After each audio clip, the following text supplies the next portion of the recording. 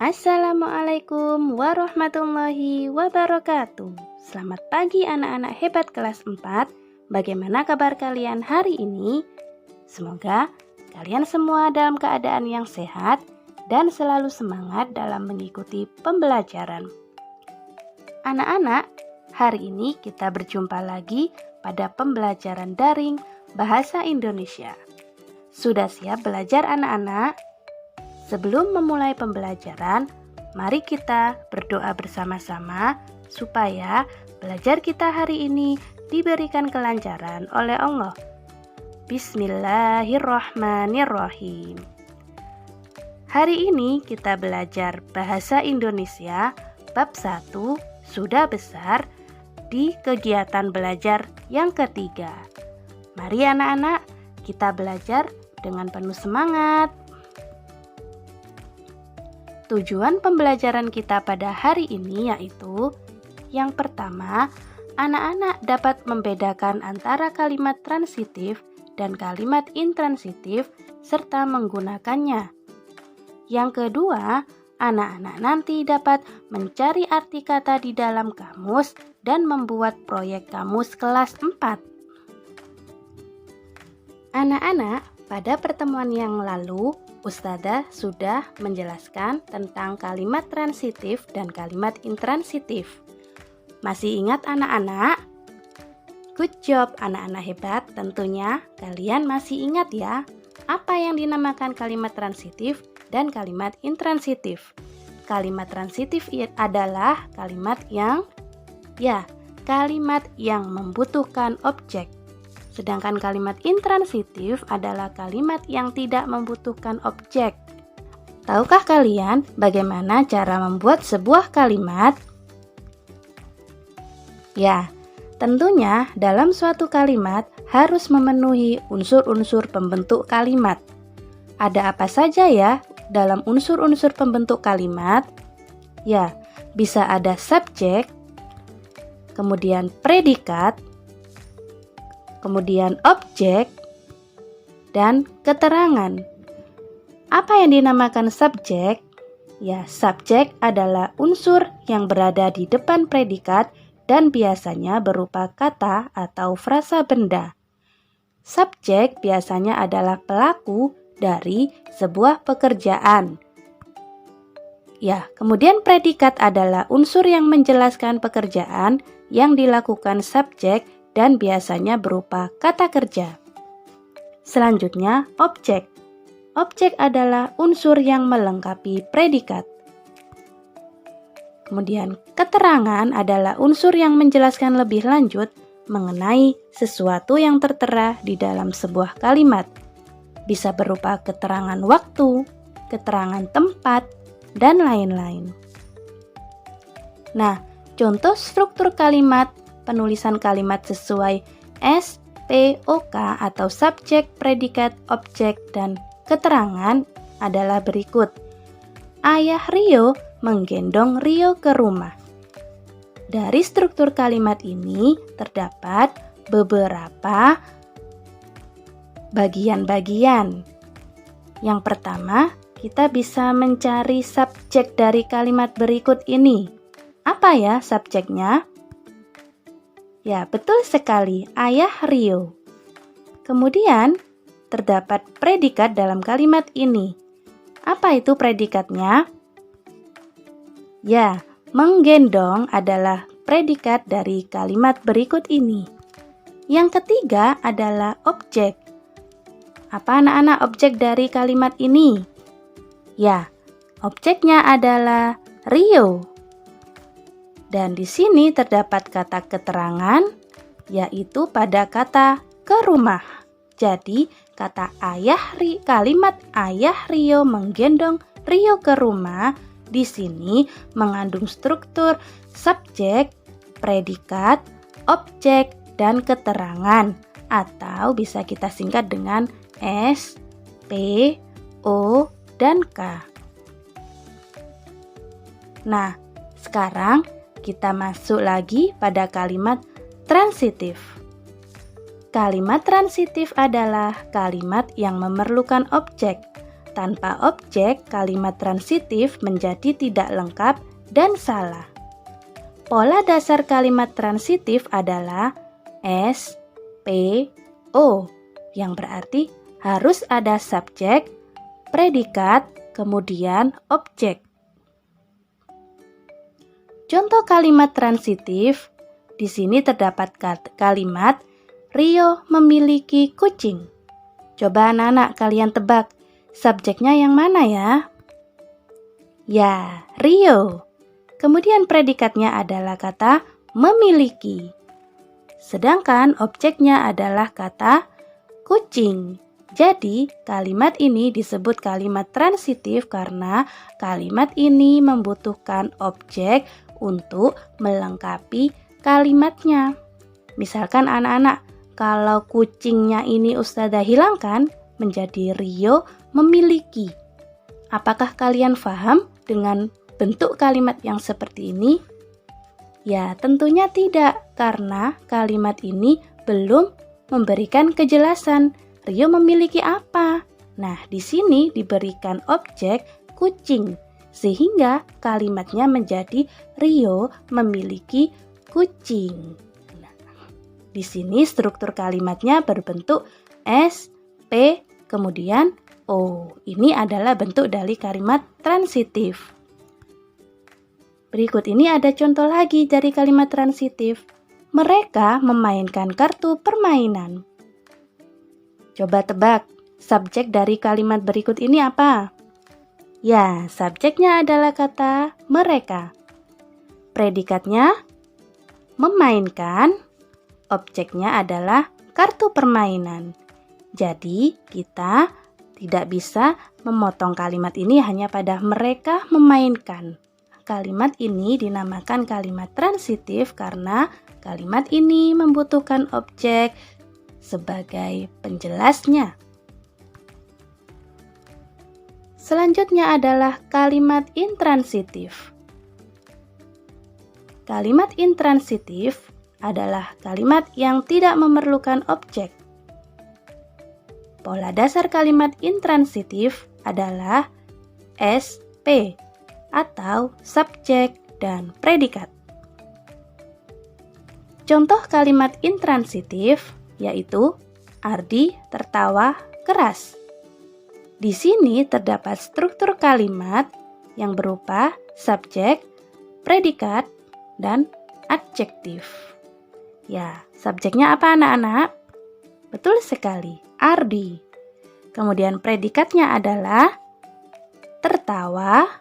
Dan di sini keras adalah sebagai adjektif. Jadi tidak ada objek atau benda sesuatu yang dikenai sasaran dari pekerjaan.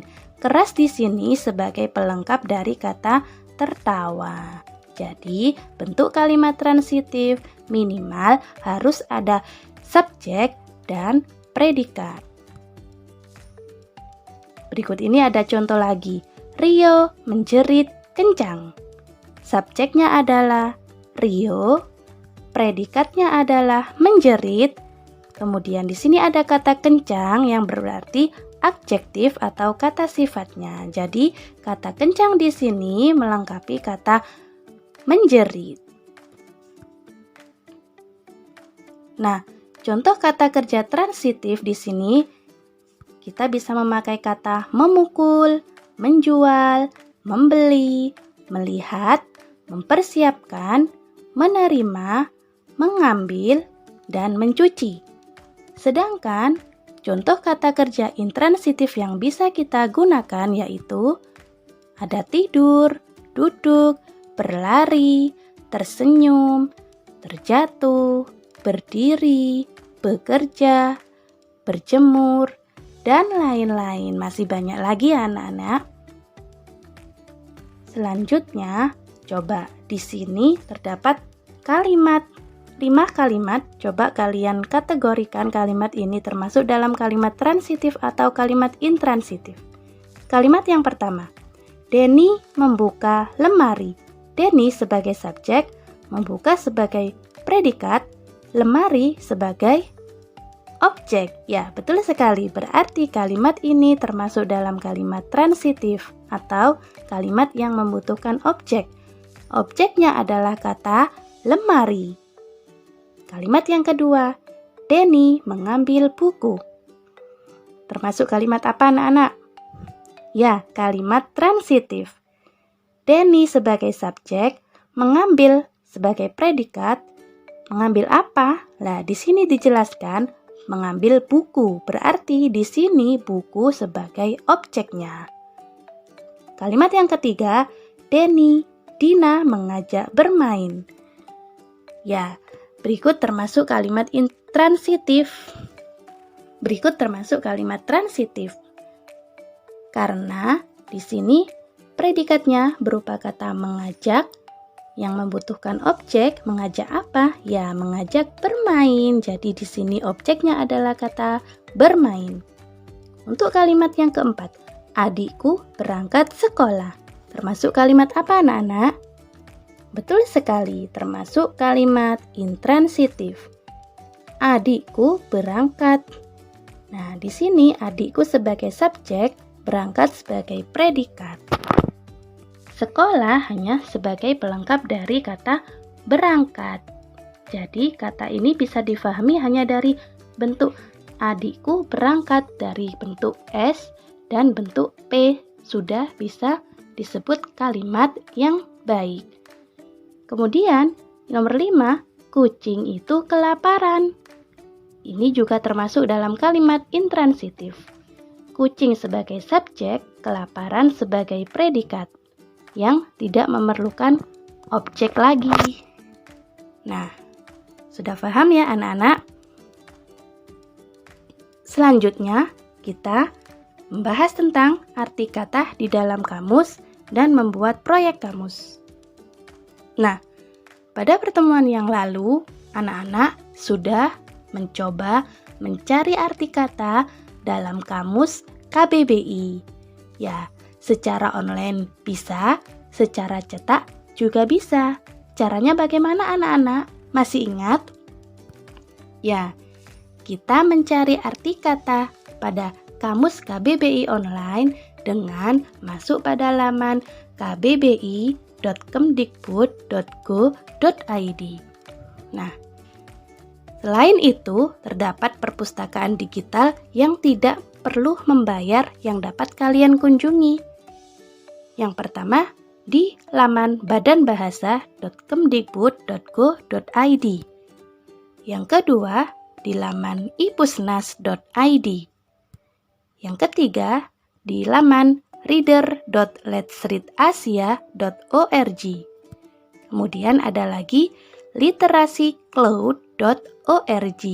Nah, anak-anak kalian bisa mencobanya secara mandiri pada phone atau laptop kalian masing-masing. Di sini kalian akan menemukan bermacam-macam sumber bahan bacaan yang dapat meningkatkan kemampuan membaca kalian serta dapat memberikan pengetahuan baru bagi kalian.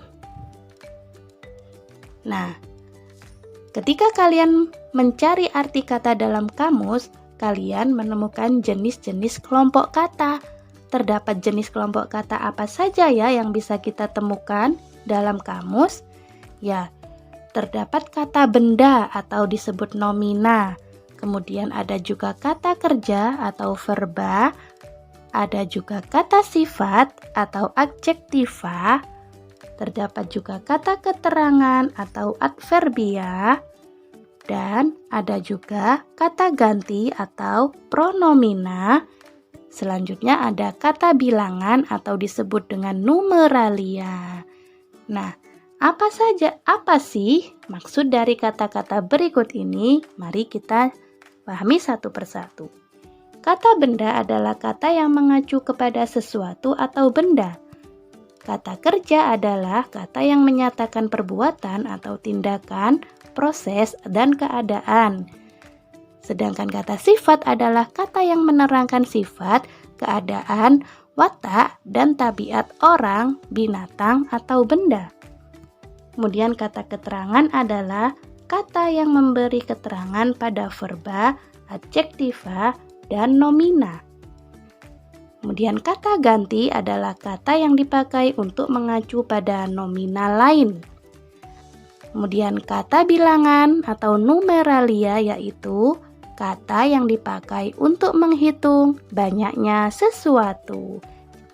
Kalian pasti akan menemukan jenis kata-kata ini pada arti kata yang kalian cari di dalam kamus. Nah, contoh jenis kelompok kata-kata tersebut yaitu contoh dari kata benda, yaitu ada kantor, kerbau, udara, buah, dan lain-lain. Contoh dari kata kerja, ada bernyanyi, makan, marah, menulis, pulang. Kemudian contoh dari kata sifat yaitu kaya, halus, benar, sedikit, cantik, dan masih banyak lagi. Contoh dari kata keterangan, paling, harus, sangat, agak, dan saling.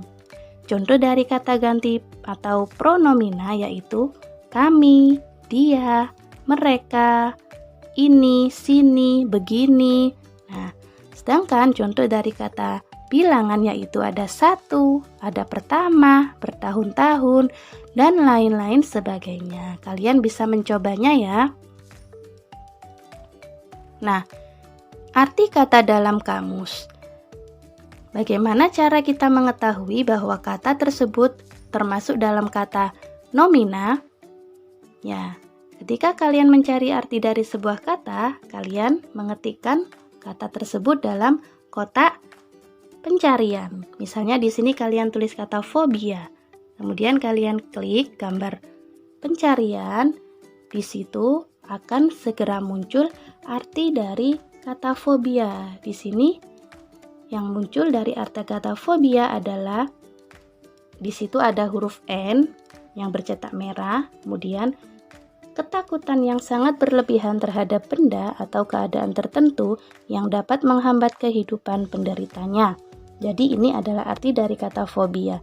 Sedangkan kata N di depannya ini menunjukkan jenis kata dari kata fobia tersebut. N di sini berarti nomina yang berarti kata fobia termasuk dalam kata benda. Kemudian untuk kata verba. Nah, misalkan kalian mencari dalam kamus kata berteriak. Kalian tuliskan kata berteriak, maka akan muncul artinya. Di situ terdapat kata v, berseru, berkata, memanggil, dan sebagainya dengan suara keras, memekik. Nah, itu adalah arti dari kata berteriak. V di depan kata berseru ini menandakan bahwa kata berteriak termasuk dalam kata verba atau kata kerja. Nah, contoh lagi, jika kita menemukan kata adjektiva di kamus, nah, bisa kita temukan pada kata berani. Jika kita mencari arti kata berani di dalam kamus, kita akan menemukan arti dari kata berani. Di sini terdapat A yang bercetak merah. Ini berarti menandakan bahwa kata berani adalah termasuk bentuk adjektiva atau kata sifat. Arti dari kata berani yaitu mempunyai hati yang mantap dan rasa percaya diri yang besar dalam menghadapi bahaya, kesulitan, dan sebagainya. Tidak takut atau gentar kecut. Nah, selanjutnya untuk adverbia atau kata keterangan, kita bisa menemukannya dalam kata sangat. Di sini, ketika kita mengetikkan arti dari kata sangat, maka akan muncul kata adv yang berarti bahwa kata berikut ini termasuk dalam kata adverbia atau kata keterangan. Arti dari kata sangat adalah terlebih-lebih atau hanya keadaan dan sebagainya, amat, terlalu, dan lain-lain ya. Nah, anak-anak, dari mencari arti kata di kamus, kalian akan mendapatkan pengetahuan baru tentang arti kata yang sebelumnya belum kalian ketahui. Lah, untuk melatih kemampuan kalian, kalian dapat mencobanya dengan menuliskan sebuah surat kepada teman kalian Isinya tentang apa? Ya, isinya bisa tentang cerita, tentang sesuatu yang kalian sukai atau sesuatu yang tidak kalian sukai dengan menggunakan kata-kata yang bisa kalian cari di kamus. Nah, contoh bentuk menulis surat pribadi. Ya, di sini terdapat surat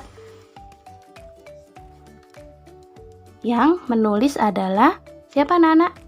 Ya, betul sekali. Yang menulis adalah Abdul. Kemudian surat ini diberikan kepada Bimo. Coba kita baca ya suratnya bersama-sama.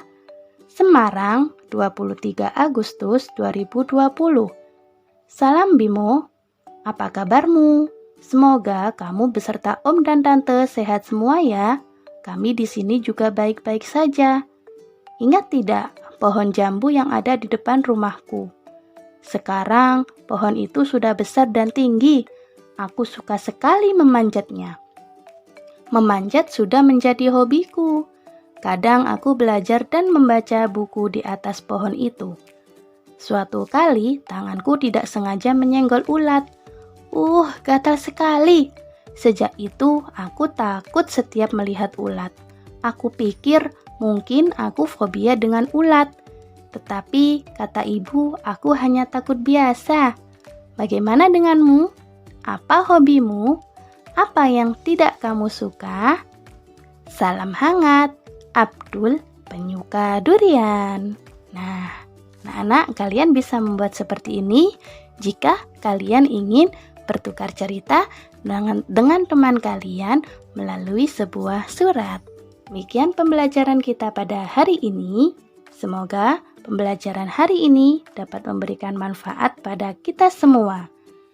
Ustazah ucapkan terima kasih, tetap semangat dalam belajar, serta tetap di rumah saja, patuhi protokol kesehatan. Sampai jumpa di video pembelajaran berikutnya. Wassalamualaikum warahmatullahi wabarakatuh.